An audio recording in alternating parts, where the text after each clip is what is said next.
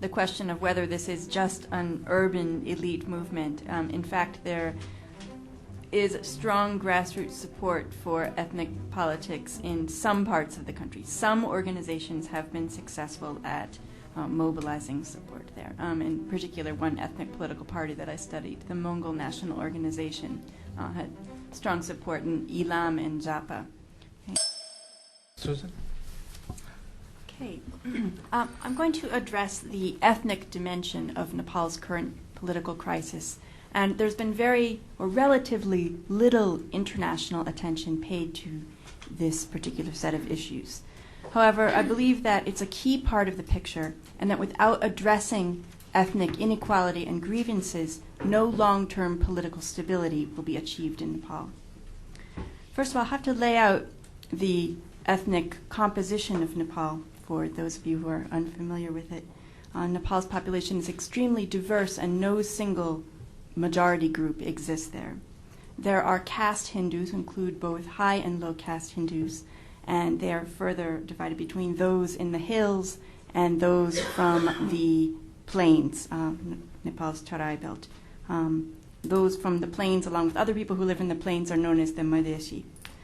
In addition to these groups, we have 61 ethnic groups who identify themselves as Nepal's indigenous nationalities, or Janjati. Many of these groups have their own languages, religions, and cultures, and they include some well-known groups such as the Sherpas, Gurungs, Rais, and Limbus. What are the grievances of all of the minority or excluded groups in Nepal?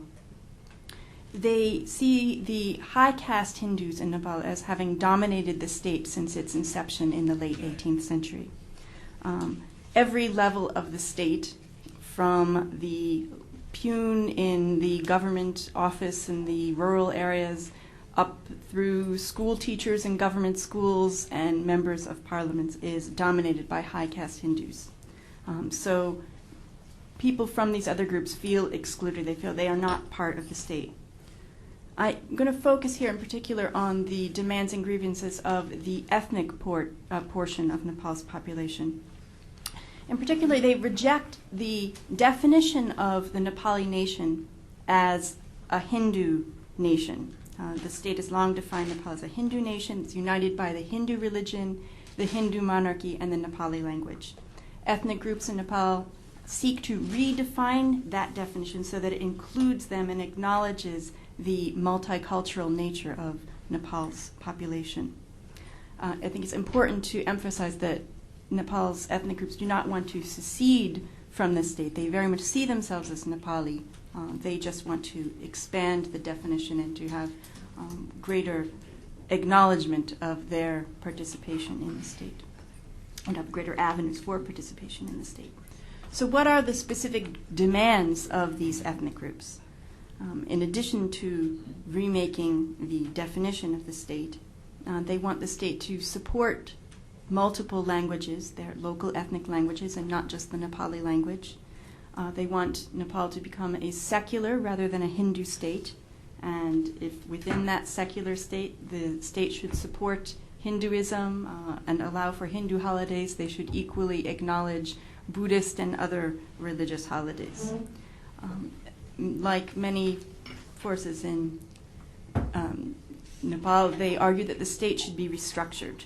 There should be a federal system of states where ethnic groups have greater participation in the government and which support ethnic cultures and languages.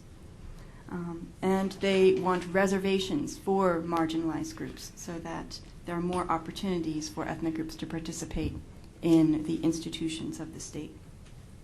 They also believe that the Hindu monarchy acts as a buttress of high caste Hindu dominance, and believe that Nepal should no longer have a monarch, but rather should become a republican system. So to achieve these things, they want to have a new constitution. Okay, so how are the ethnic political demands voiced? There are a number of organizations that have become very active, particularly since 1990.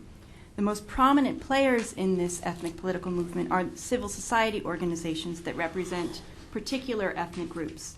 And they're involved in cultural revitalization, movement's promotion of ethnic languages and cultures. The most dominant voice in the movement is a conglomeration or cluster of these civil society organizations known as the Nepal Adivasi Janjati Mahasangh. And this is an umbrella organization of all of these different civil society organizations, and it's acted fairly effectively as a pressure group to try to get some concessions from the government meeting their demands. In a couple of particular ways in which it's been successful, the organization was able to pressure the government into offering news broadcasts in ethnic languages, and the government also recently established a national foundation for the development of indigenous nationalities. That happened in 2002. So now the government is at least officially addressing ethnic concerns, and that was a direct result of this Mahasangh. However, there are some limitations to these organizations. It's often the Mahasangh and other organizations are not well grounded in rural Nepal. It's primarily an urban phenomenon. And furthermore, they haven't really been able to address the fact that Janjatis, or ethnic minorities, are excluded from the formal political system. Ethnic political parties are another way in which ethnic groups have tried to make their demands. These parties, however, were banned in the 1990 Constitution. Despite that, they operated in several rural areas of the country and gained popular support. And in particular, these organizations work to raise awareness about ethnic inequality. However, they gained a few votes, and no members of parliament were elected from these parties. Okay, so what are the links between this ethnic political movement and the current conflict that we see in Nepal? First of all, as Mahendra alluded to, there are a lot of Janjati groups who are actively participating in the Maoist movement. Many of the rank-and-file supporters of the Maoists are from these ethnic communities. The Maoists also include some of these demands for ethnic equality in their overall package of demands. This is not their primary focus. And they also demand the same kind of restructuring of the state that the ethnic groups have demanded. We also see now that the mainstream political parties, especially after February 1st, 2005, support many of the same ideas about needing to restructure the state. So despite what we might see as an apparent consensus emerging between ethnic political leaders, the mainstream political parties, and the Maoists, in fact, I think that is overly optimistic. There are still, within the leadership of the Maoists and the mainstream political parties, really no leaders who are from these ethnic communities. And furthermore, we have no elected representatives from ethnic communities who support and advocate ethnic rights. Thus, it's not inevitable that specific ethnic grievances would be addressed even if the parties and Maoists are able to build an alliance and to work towards getting a new constituent assembly and restructuring the state. So my main point of concern is that in any efforts to restructure, rebuild Nepal, it's imperative to find a way to include the voices of Nepal's ethnic leaders, or else we will, I believe, quickly have another political crisis on our hands very quickly after. Thank you. Thank you very much, Susan. I think all the three panelists have quite nicely highlighted the complexity and the multiplicity of conflicts in Nepal and how they interconnect and what are the issues to be addressed. At this point, I'll hand over to Bob to take over. Bob. Thanks. It's falling apart. Thanks, Kaya. Thanks to all three of our extremely well-informed presenters today. Let me open it to you. I would ask you to identify yourself. We will pass a microphone to you if you'll wait till the mic comes. I would ask you to identify yourself and to keep your comments and or questions brief. We'll start. Thank you. We spent quite a bit of time discussing... Let me ask you to introduce yourself. Oh, pardon me. My name is Janie Cole. I'm a former American diplomat who served in Nepal. I was there when the Constitution was promulgated, in fact. And I'm also an East-West Center alumna. We spent quite a bit of time talking about the palace, and that's certainly important and interesting. But I really thought that Professor Hangen's material was new and interesting to me. And I guess I thought that the Maoists were largely an ethnic movement. And perhaps this is much more subtle. I mean, how do you see the various indigenous clans and tribes involved with this Maoist movement or not? Thank you. I think this is an important distinction to make. I mean, the Maoists are not primarily an ethnic insurgency; it's a class-based insurgency, right? They see themselves as working for the class-oppressed masses primarily, but they also address gender and ethnic inequality within the overall package of social reforms that they claim they will bring about. But I think that the fact that they have in fact paid attention to ethnic grievances, ethnic inequalities, and the fact that so many people from ethnic minority groups support the Maoists is in some ways a result of the fact that there has been this very strong ethnic political movement in Nepal from 1990 onwards. I should also add that this whole category of Hindu is hotly contested in Nepal at present.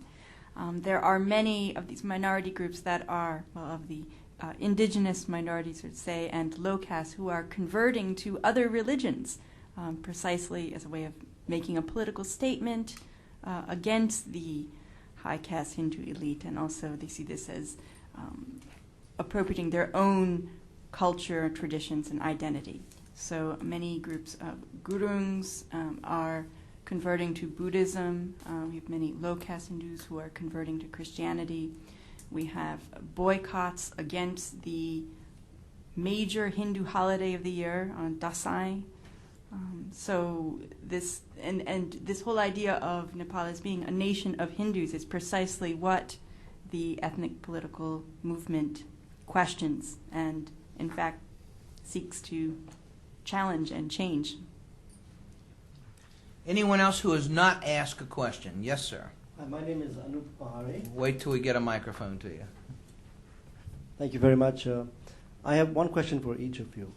To Susan Hangen, my question is, do you think it is important to make the distinction, as you did, but very briefly, between the ethnic activists that have congregated with education in urban centers in Nepal and have created an enclave to raise and voice ethnic issues, and their rural clientele with who they may or may not have organic links?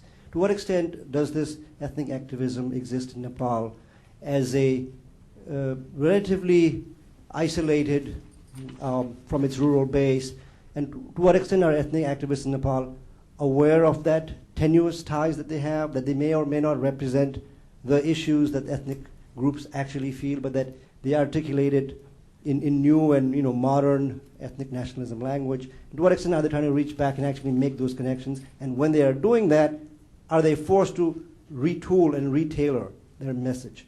So talk about the complexities there, because the sense I got from you was that it's a monolithic thing. It's all the ethnic nationals have all got together and they're all speaking with one voice against A, B, C, D, and all the ducks are lined up. To my mind, the things in the ground are far more complex. Even on the issue of relationship to Hinduism, the Muggars have one set of relationship to Hinduism, the Gurungs have one. So I want you to deconstruct that for us, rather than give us a very monolithic picture, if you would, please. Thank you.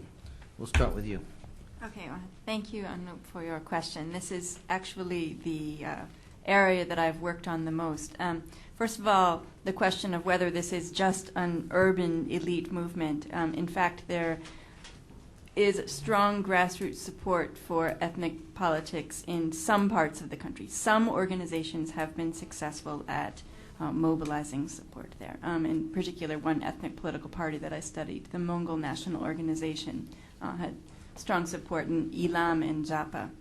Okay. Second, you're absolutely right that I was presenting a simplified picture of this movement as being overly unified. And while I do think there are certain commonalities that everyone agrees on, that there certainly is a lot of contention, even within Gurung organizations, right? There are hundreds of Gurung organizations right now, and efforts to bring them into a single umbrella organization have been very contentious. And partially this is because these ethnic groups are in some way constructions, right? They're not monolithic things. There's a lot of variation within. What does it mean to be Gurung? Who can claim to be Gurung? Right? I can talk about this a lot more, but in the interest of time, I can just refer you to some articles that I've written about, for example, the debates over the Dasai boycotts. Even within one village, the Gurung population was not completely together on how Dasai boycotts should be carried out, what they meant for different people. Okay, thank you. I'm going to do something that I almost never do, and that is step down from my position as moderator to make a political observation. I don't know whether we have any friends here from the embassy, but I cannot resist saying that a number of us have noticed frequent news stories in recent weeks about crackdown on the press, arrests of journalists, and I would simply urge you to be aware of the fact that if you are in fact are interested in winning support, winning friends in the United States, I cannot think of a single action that is more counterproductive to your own interests than cracking down on the media. So if, as I say, there is anyone from the embassy here, I would be delighted if you would convey that message as thoughts of a single observer back to your ambassador and your government. Now, if you'll join me in expressing a round of applause for all three of our very good panelists. We appreciate your being here, in addition to our other guests. You have many friends in this country. We are frequently at a loss as to how we can be good friends to you. That's why it's important that we continue these types of discussion. Thanks to you. Thanks to all of our friends for being here. We'll look forward to seeing you again soon. Thanks. Thank you very much for hosting us. My pleasure. Great.